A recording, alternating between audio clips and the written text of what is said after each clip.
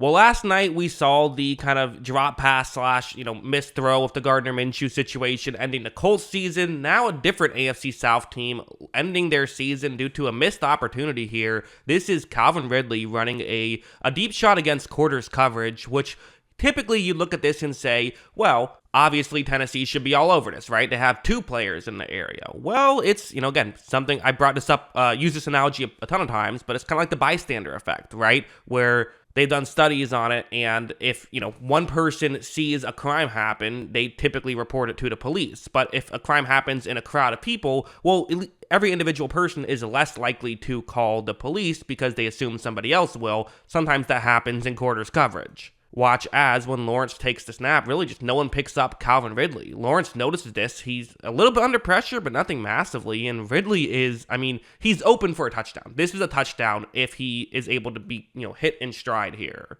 However, that throw just a bit too far, and also Ridley had a chance at it. I'll show this angle. Ridley does get his hands on it.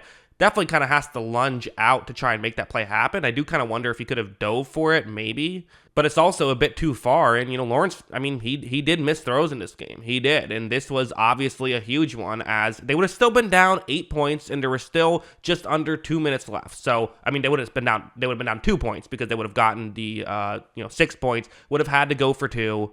They weren't able to get it done. But again, that was also just on second down. The game was not over. And after an incomplete pass, that created fourth down, which brings us to this situation. It's a fourth down and 2, and it's man coverage this time for Tennessee. They're saying, we're not having that mistake happen again. Let's just play man.